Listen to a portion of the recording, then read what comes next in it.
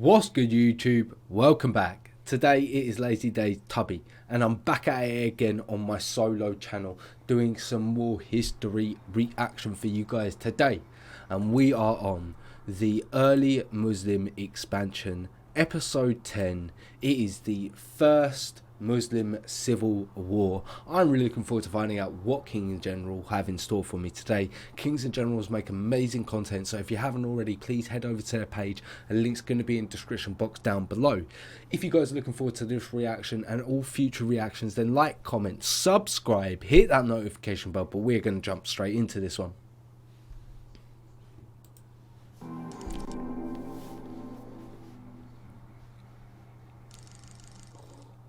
In less than a generation, the young Muslim faith had gone from a niche religious movement in the Arabian desert to the greatest empire in Eurasia, accomplishing the unthinkable in crippling the ancient lineage of the Persians and seizing the extremely wealthy lands of Egypt and Syria. Yet, as seen time and again, the larger empires grow, the more prone they grow to fracture.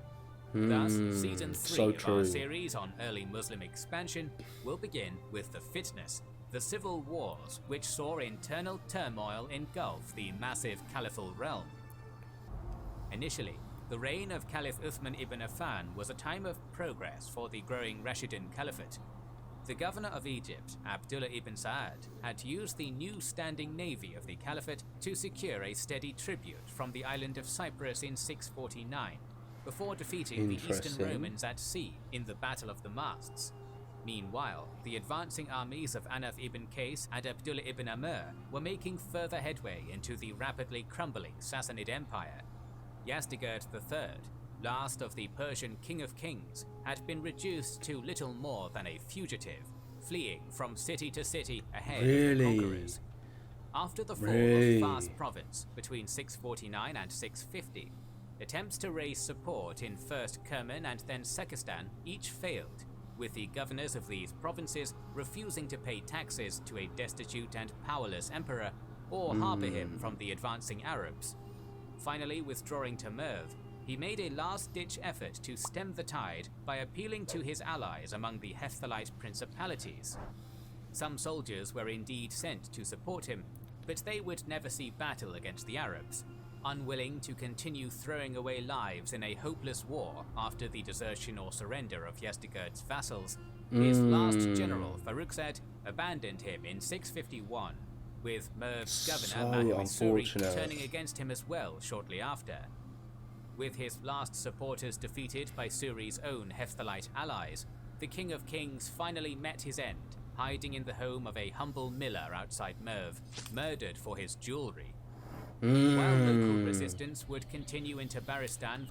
To be so wealthy, so powerful, to have such a humble ending. Not humble ending, just such a different ending. The years to follow, the once great Sassanid Empire had ceased to exist, its dynasty continuing only through a family of exiles taking refuge in China.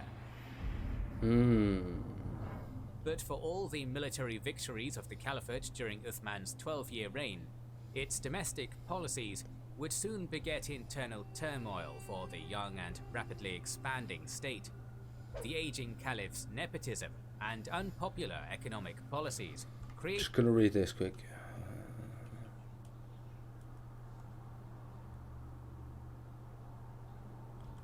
Okay. Growing opposition to his rule from various strands of society. During Umar's reign, laws had been set in place forbidding Arab soldiers from buying land in conquered territories, keeping soldiers strictly separated from local populations, both to prevent foreign influences on the faith of his victorious armies and to protect the property of the conquered. Under Uthman, these restrictions were removed, causing many soldiers in the Caliphate's armies to buy up huge tracts of land in Syria and Iraq, in some cases abusing their power and authority in order to drive inhabitants out and resell the same land at large profits, creating a new class of wealthy ex-soldiers establishing lavish estates across the Caliphate. This new taste for luxury among the conquerors drove up taxes, and created great resentment among both non-Muslims and non-Arab converts. On top of economic friction, Uthman also created for himself a theological controversy through his creation of a unified official version of the Quran. Prior to this, the ad hoc nature by which the Prophet's revelations were recorded and transmitted by his closest companions meant that many Qurans had minor variations in the text from one to the next, undermining a faith based on an eternal and infallible word of God. To correct this, Uthman had a gathering of religious scholars determine the canon account of the Prophet's words, gathering and burning as many of the variant Qurans as possible. The Quran of Uthman remains unchanged as the holy text for Muslims around the world today, but during his reign, some Muslims disagreed with the decisions Uthman's scholars reached, or saw the destruction of any Quran as sacrilegious, adding their voices to the growing opposition to his rule. The long-simmering resentment against caliphate. I do understand why you would want to consolidate all of them so that all the text is correct. Uthman boiled into open rebellion in 656. Or not necessarily correct, but all trying to think of the word. All have the same same context to it. In Egypt, Kufr and Basra, disaffected soldiers from local garrison towns gathered and marched on Medina to demand Uthman's deposition and the election of a new caliph. Having been told by agents that the grievances against him were frivolous and a revolt unlikely, Uthman was caught unprepared when the bands of soldiers converged on Medina. Though he refused to step down as caliph, Uthman attempted to reach a peaceful settlement, sending Ali ibn Abi Talib, the Prophet's son-in-law and one of the first Muslims, to negotiate with the rebels on his behalf. The small... I think I just covered the differences between the two, because of the split, so I remember parts of this information from that video. Basran detachments were convinced to make peace with Uthman, while the larger Egyptian force was mollified with a promise to remove their unpopular governor, Abdullah, from governorship in favor of Muhammad ibn Abi Bakr, the son of the first caliph. With Ali as guarantee of the agreement, and Ibn Abi Bakr leading them, they began their return to Egypt, apparently ending the immediate danger for Uthman. But on their return journey, the soldiers waylaid a messenger bound for Egypt with orders to have the rebel leaders executed. Taking it as a sign of treachery on Uthman's part, the rebels returned to Medina and surrounded Uthman's home, besieging him within, and once again demanded his resignation. Whether Uthman really ordered the rebels executed is unclear, with most accounts crediting the message not to Uthman but to his cousin and secretary, the future caliph Marwan ibn al-Hakam. Whatever the truth of the matter, the rebels cut off water to Uthman's house and gave increasingly threatening demands for his abdication, until one of Marwan's servants slew one of the rebel spokesmen with a stone from the balcony on June 16th, making a bloody end to the affair, all but inevitable. Interesting. Abandoned by most of his Umayyad clan, with the Iraqi rebels and notables of Medina remaining neutral, Uthman ordered his remaining defenders to stand down in hopes of avoiding bloodshed between Muslims when the rebels attacked the house the following day. Regardless, Marwan and the children of Ali refused this order and attempted to save the life of their caliph. As Uthman sat for his noon prayers, Muhammad ibn Abi Bakr and a few of the Egyptian rebels climbed into his home from the roof of a neighboring house, threatening the caliph at sword point. Though accounts differ on the specific events, and on Abi Bakr's role in particular, the final outcome was the same. Uthman was the first caliph to be murdered by his fellow Muslims, an event that would shake the Muslim world to its core. Following the Getting the murder, details like the this is rebel really bands interesting. effectively controlled Medina, and under their influence, particularly the Iraqis, Ali was elevated to the role of caliph. As the Prophet's son-in-law and one of the major candidates in the previous election, Ali seemed a safe and popular choice. However, his reign would be saddled with the scandal of Uthman's murder, and demands for justice placed the new caliph in a difficult position. Given Ali's efforts to defuse the rebellion, and the injuries his own son Hassan suffered in Uthman's defense, it is incredibly unlikely he had any role in his predecessor's murder. But many of the rebels who had opposed Uthman were now his most important supporters, so punishing them would have alienated his power base and potentially led to his own demise. Stuck in a trap, Ali allowed Uthman's murder to go unpunished, which led to accusations of weakness and complicity, particularly from Uthman's powerful Umayyad clan. I do understand that point of view. I don't think it was mentioned in the other video, and I'm not agreeing with the decision because it's hard to make a decision when you're in that decision, when you're in that situation. But I do understand why you would be annoyed that there was no justice made, because he obviously was a caliphate, so that is a big deal.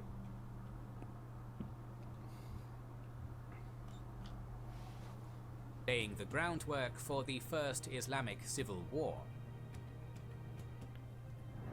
The first stirrings of conflict came from Talha ibn al-Baydullah and Zubair ibn al-Awwam, Ali's main competitors in the election that had brought him to the throne. In the past, the two had fought alongside Ali as comrades.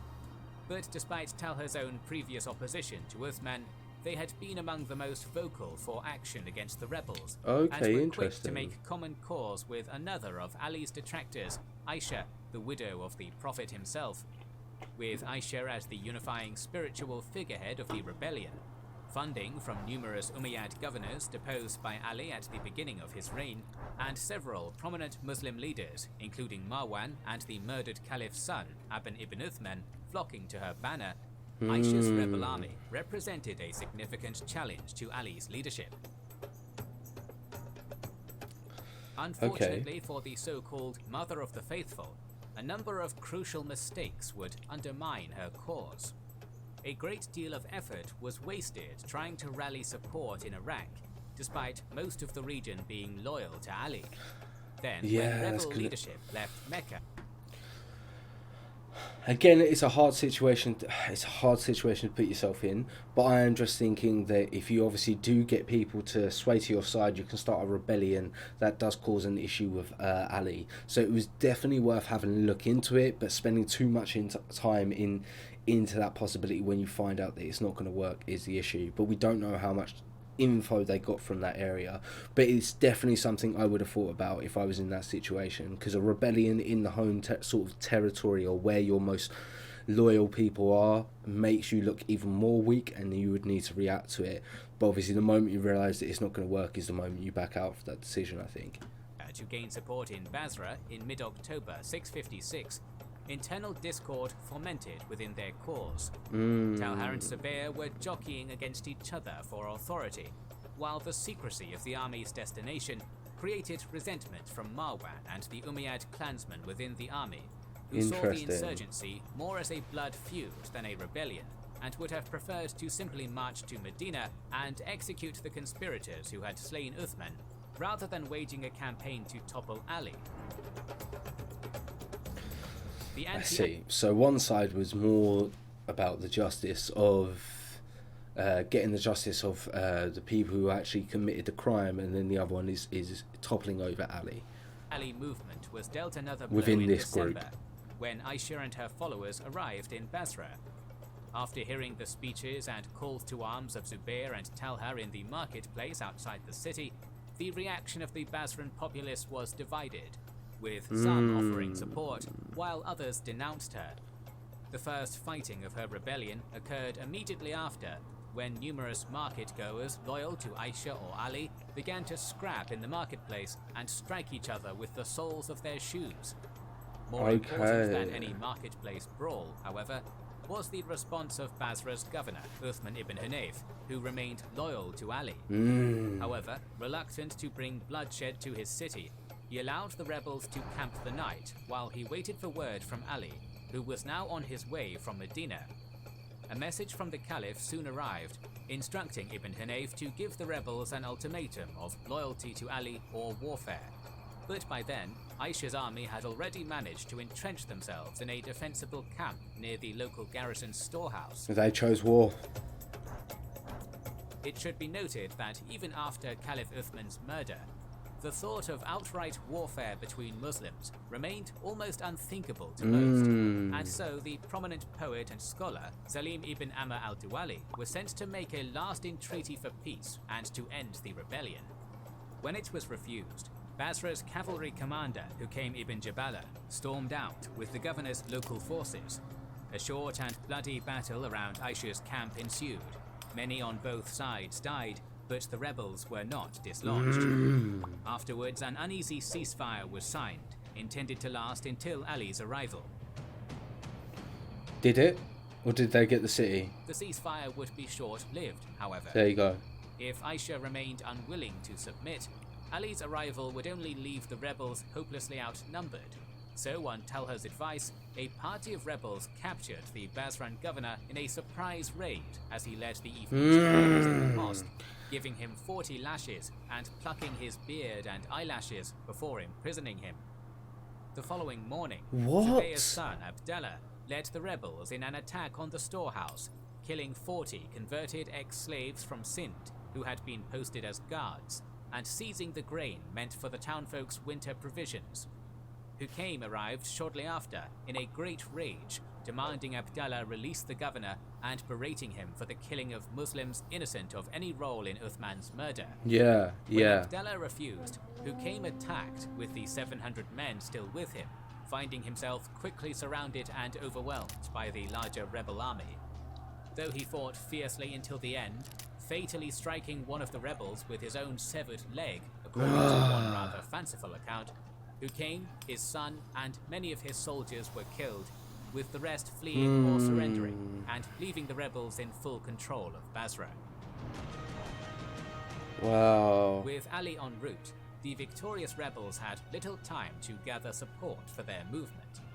Though control of the city and its treasury brought most of the surrounding tribes at least nominally under Aisha's banner, emissaries sent north to Kufa had less success.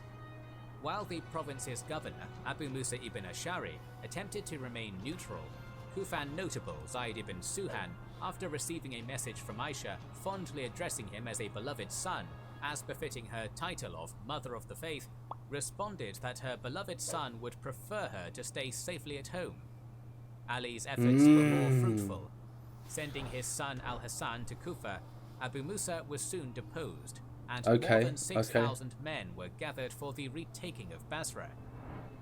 With these joining Ali's 700 from Medina, and close to 2,000 who had gathered from various tribes along the caravan route, Ali arrived at Basra on December 5th with just under 10,000 men, met by Aisha's comparable army of Basrans and Meccans.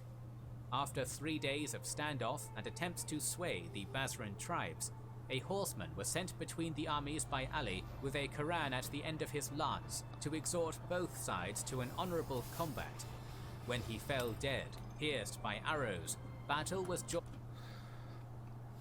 That's a big statement for me. The fact that that man was killed by arrow fodder is a big statement to me from the rebels. And the two cavalry-heavy armies came crashing together like thunder. Despite Aisha having, by most accounts, at least as large an army as Ali prior to his arrival, defections of several Basran tribes, both before and during the battle, weakened her force significantly. In the center of Ali's army, Abu Qatada al-Numan led the Kufan foot soldiers, while Ali's son, Muhammad ibn Hanafiya, carried his father's standard. On the right wing of Ali's army, Malik al-Ashtar led the bulk of the Kufan cavalry, soon routing the tribesmen of the Banu Hanzala leading Aisha's left. And on Ali's left, the storied companion Ammar ibn Yasir is said by some to have driven Zubayr, who had been given overall command of the rebel army, to abandon his army and leave without fighting. Zubayr's desertion is a matter of some mystery. Despite his past victories and talent as a commander, all accounts agree he abandoned his... I just want to read this quick. Sorry. According to...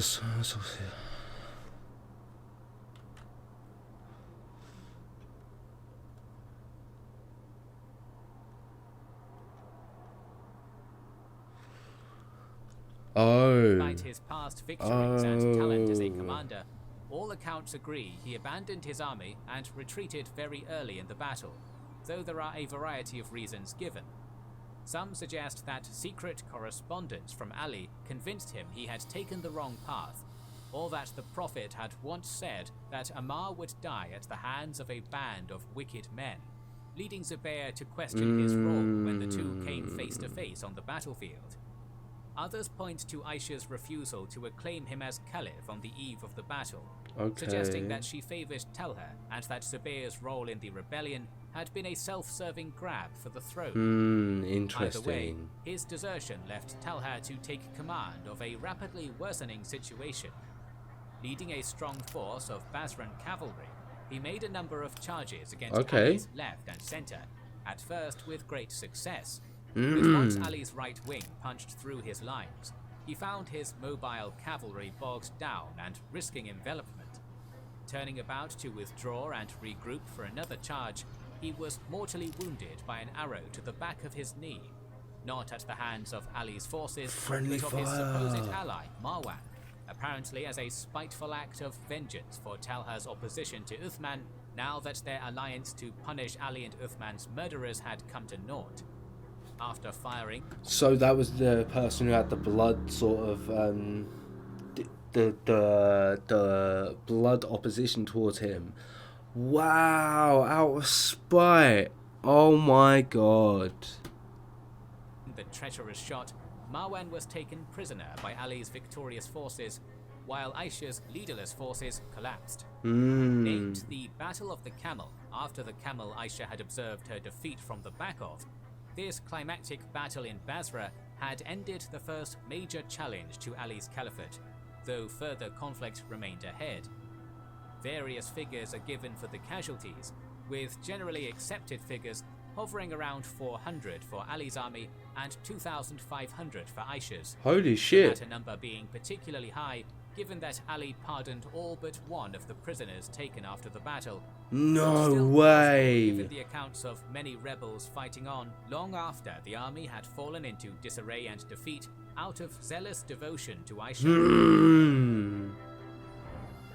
Of the three rebel leaders, only Aisha survived the battle and its aftermath, being escorted back to Medina by her brother Muhammad ibn Abi Bakr, where she would live her days out in comfort, but with her political activity greatly curtailed. Zubair was found shortly after the battle's end by a trio of tribesmen and murdered while apparently trying to escape to his ally. I just want to read what was up on the screen, sorry, 2 seconds. It should be noted that not Caliphate Ali did not order his men to murder him. Okay. By a trio of tribesmen and murdered while apparently trying to escape to his ally, Muawiyah, the governor of Syria. The new caliph had triumphed in the first test of his rule, but Ali's throne would not remain secure for long. In this series' next episode, rebellion will engulf the caliphate once more, as internal turmoil becomes a grim new norm in the Islamic world. Season 3 of the early Muslim conquests will continue soon, so make sure you are subscribed and have pressed the bell button. Well, you know I definitely have, and I hope you have as well. If you haven't already, head over to their page, links in the description box down below. I really enjoyed this episode, and I'm definitely looking forward to the next one. So if you guys are looking forward to my reaction to that, then like, comment, subscribe, hit that notification bell, and I will catch you in the next video.